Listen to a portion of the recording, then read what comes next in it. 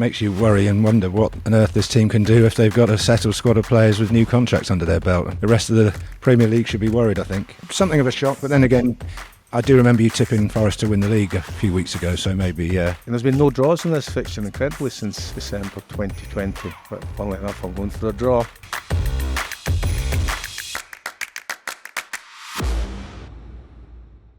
Hello and welcome to another edition of Premier League Predictions with myself, Matthew Christ, and fellow panel member, four-time Premier League winner, Brian McClair. Brian, a fair to middling week last week, just the 5 points, but you did save yourself with a correct score on the Monday night game. And of course, we'll never know if your prediction for the Merseyside derby would be correct, thanks to Storm Dara. Well, yeah, I'm not sure I'd be thankful for Dara or not, but reasonably pleased with that, because again, there was some anomalies as far as I'm concerned with the results, which we can talk about as we go through our predictions for the next round of matches. Okay, let's do just that. And we'll start Saturday, 3 o'clock. It's Arsenal versus Everton. Well, it's always nice to see good news stories, and this one is relevant to Everton Football Club. As we just mentioned there, the last ever derby at Liverpool derby at Goodison was postponed because of the weather. And one young lad had travelled all the way from Australia to witness it, be part of it. His family are big Evertonians. They'd heard all about this fixture. And then when Seamus Coleman heard that he had done this, he invited him over to the training ground. And I saw some nice video of young lad Mackenzie there at the training ground being looked after by all the players and Sean Dyche. So well done to Seamus Coleman for such a magnanimous gesture. Arsenal are struggling to score from open play, but their set pieces are certainly working wonderfully well for them. I'm going to go for Arsenal, funnily enough. 3-0 to Arsenal. So good news story, but... So after being so nice about Everton, now you've said they're going to get beaten again. Well, I wouldn't expect anything else from you. Fellow Merseyside team, high-flying Liverpool, are at home to Fulham. Well, I suppose from Liverpool fans, things are going very well from them. They've made offers now to Salah, Van Dijk and Alexander-Arnold, who are all out of contract. And they seem to be confident they can secure at least 2 out of 3 of those players on new deals. Which one of the ones of the 2 or 3 we're not quite sure who they're confident of, however. In Fulham, they played very well against Arsenal, and they're unbeaten in their last 3 Premier League games. Especially in the last away game, an impressive performance at Spurs and with a 1-1 draw. But I think they'll find it more difficult at Anfield. Liverpool 3, Fulham 1. You mentioned the contract issues there. I'm just thinking, did you ever play in a team where there were a number of players on and off when it came to the contract decisions, and how disruptive can that be? It obviously doesn't seem to have affected Liverpool at all, but in the dressing room... That's what I'm saying, that it hasn't really affected them. The last season I was at Glasgow Celtic, there was a similar situation, and indeed at the end of that season 4 players left. But I don't think, again, what happened with that was that all contract negotiations were suspended, so there was no distraction for the players at all. So it seems that they've handled it the way that they want to handle it. And as you say, the form as a team and some individuals has been outstanding so far. So they'll be delighted if they get if their confidence is correct in getting at least 2 of those 3 players to agree to remain on Merseyside. Yeah, and it makes you worry and wonder what on earth this team can do if they've got a settled squad of players with new contracts under their belt. And I mean, the rest of the Premier League should be worried, I think. Let's move on. Newcastle versus Leicester. Well, Leicester are enjoying a period of balance under Rudd with a win and a draw, although they were probably riding the fortune very much in the last game against Brighton. Jamie Vardy's in outstanding form, with particularly in the last game with a goal. and an assist. Newcastle are having a bit more of a difficult time. However, I'm expecting them to return to winning ways at home, where they're particularly strong. Newcastle 2, Leicester 1. Okay, and the last of the 3 p.m. games on Saturday it's Wolves Ipswich, with both teams in desperate need of point. Well, yeah, this will probably go back down to the same kind of headlines that the previous game that Wolves played at West Ham. With regards to the tenure of the position of the coaches in charge. Although there's probably more clamour around Wolves than there is for Ipswich. Ipswich have now lost their last 3 games in the Premier League, losing after Connor Chaplin's first Premier League goal. He's now scored in all top 4 divisions. But, what was the goalkeeper doing? Rushing out towards the end of the box for the equaliser. Just ridiculous decisions. And Wolves, of course, will ruin the decisions that went against them in the game at West Ham. So they'll be looking to have hopefully they have more luck or fortune, whatever way you want to look at it, with regards to decisions going their way in the game on Saturday. Wolves 2, Ipswich 0. Okay, and we've got a 5:30 game this week, and it's Forest versus Villa. Yeah, Villa are up to 6th after 2 wins, and they've got the same number of points as their opponents. Forest, incredibly, have achieved getting to 5th by only scoring 19 goals in this Premier League campaign. However, 3 of those goals came at Old Trafford on Saturday, which I predicted would be a home win. And again, they've added another notable victory to their wins by,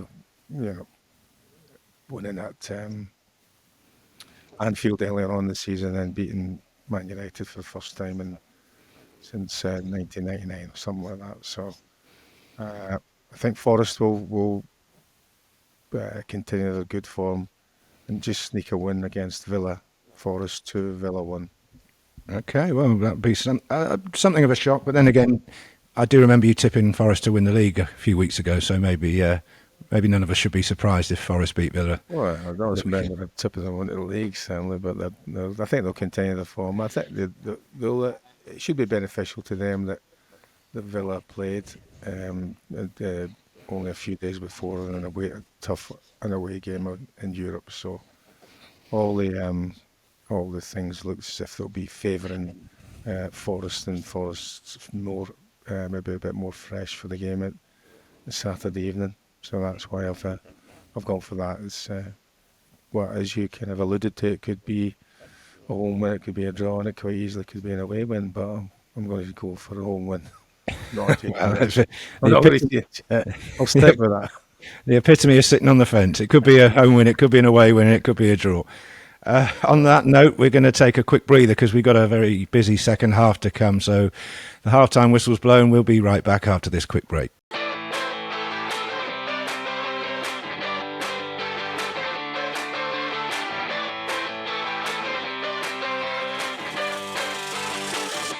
Hello and welcome back to Premier League Predictions with myself, Matthew Christ, and Brian McClair. And it's the second half, which means it's Sunday's games. And we start at 2 p.m. with a derby of some sorts, so I'm told. It's Brighton versus Crystal Palace.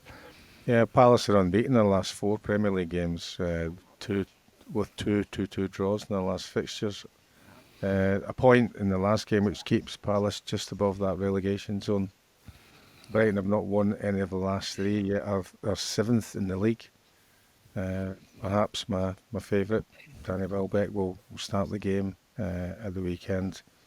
Look forward to see if that's the case. Brighton 3, Palace 1. Okay, 4:30. It's the big one. It's the Manchester derby. Struggling Manchester City against a struggling Manchester United team. Yeah, that's probably the kind of perfect word for this particular game. I mean, it's the 55th Premier League derby. As you said, 2 teams strongly put a run of form together. People have been saying how well Onana had been doing in this season, and then I just can't make any head or tail for that goal that he conceded. That he seemed to dive the complete wrong way, and the ball went into look clearly into the middle of the goals. Yet he has more clean sheets this season than any other goalkeeper. So maybe it's just a one-off particular situation. There was quite a few difficulties for Manchester United defending all the goals in that game. And of course, then there's Manchester United like to be involved in the headlines with other areas, with the sporting director departure, the sporting director's departure after only 5 months, considering the huge effort they made, both in time and time, resources, and finances to secure. So there's some always easy headlines for all media outlets with regards to Manchester United. Can't imagine Amarim losing 3 games in a row, but it's a possibility. City have got a lot of defenders missing. I have through not been fit and suspended because I did one player sent off last week, and there's been no draws in this fixture, incredibly, since December 2020. But funnily enough, I'm going for a draw. Well, you could have fooled me. City 2, Manchester United 2. Yes, I think that might be quite a popular choice on Sunday. We've got a couple of evening games coming up this Sunday, strangely enough, and both at 7 o'clock. The first one we're going to look at is Chelsea versus Brentford. It's a London derby. Well, Brentford now scored 31 goals in 15 Premier League games, with Brian Bueno and Visa scoring 9 each. Cucurella slipped twice last week at the Tottenham Stadium, which inspired Chelsea to a brilliant comeback. Chelsea have got 13 points from the last 15. Maresca, what a great job he's done, considering all the pressure and discussions about the number of players that were available for him to choose at the start of the season. Now sits second. They're top goal scorers in the Premier League. Cole Palmer, what a season he's having again. 11 goals and 6 assists. Chelsea to prevail in this fixture. Chelsea 3, Brentford 1. Okay, how much of a title chance do you think Chelsea have got? Do you think they really are contenders this year? Yeah, I think that the way that they're playing, there was Maresca laid down a challenge, didn't he, to say that to the rest of the players that let's prove that we're not just a one-man team, and that one man being Cole Palmer, who was responsible for the majority of goals and assists last season. And I think that's what's happened. But and it's clearly been very good for Cole also, because he has continued that form. But there's plenty of other people scoring goals and creating chances, as was the case in the game last week. You know, I mean, early on the mistakes, but as I mentioned, Cucurella slipping, which is really very unprofessional, which he recognised, I suppose, in the way that he changed his boots quite quickly. So he managed to get out of that difficult situation. He had an interesting meet also, didn't he? Because when one of the opponents got sent off for pulling at his magnificent locks. Something that didn't happen when you were playing, Brian, did it? Most people didn't have.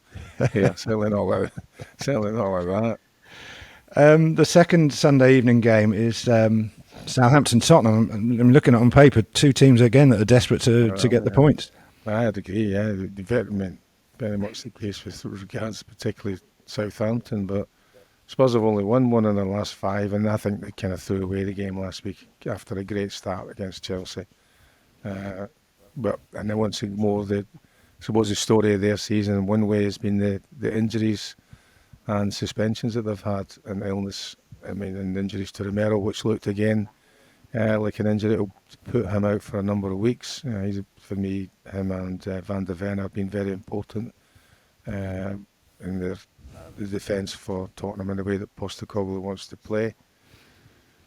Southampton have got 1 point in the last 15. They had plenty of the ball at Villa Park, but again, that incredible statistic that's happened to them in a number of games is they've no shots on target. and only 2 in the previous game versus Brighton, but they managed to score 1 goal in that game, and that was enough to secure them a point. I don't think that they're going to win this game. Southampton 1, Spurs 3. And a much needed win that would be for Ange, of course. And it's Monday night again, and it's West Ham again, but this time a tough looking trip to Bournemouth. Well, Bournemouth have won. I've got 3 wins in the spin for Areola's impressive side, including 2 away wins. Both games last season ended in 1-1 draws. West Ham, the opposite of Wolves, saw fortune go their way again and last Monday, and they got some breathing room between them and the bottom 3. And then also it's quite entertaining for me really is the fallout at the end of the game between the captains. And if it was the case that Wolves captain refuses to shake hands with the West Ham captain, I think that's poor professionalism, really. It's understandable you're upset, but you, at the end of the game, it's finished. Be upset by plenty of other people. You can have a debate and discussion with the referee, but you should have that humility to accept win, lose or draw, that you should be doing the common decent thing, which is shaking hand with your opponent and wishing them all the best. So that one way, I suppose, it's entertaining. It gives it again a little interesting end to a televised match. But I think that this week I'm going to stick with Bournemouth. They're one of the teams that have failed to, on a number of occasions, get the result anywhere near. I think that Bournemouth will win this game, 2-1. Okay. 2-1 Bournemouth. Well, that brings us to the end of another busy week of Premier League predictions. We'll see how Brian gets on in the coming days, and don't forget to let us know your thoughts and your predictions as well, and we'll see you again next time.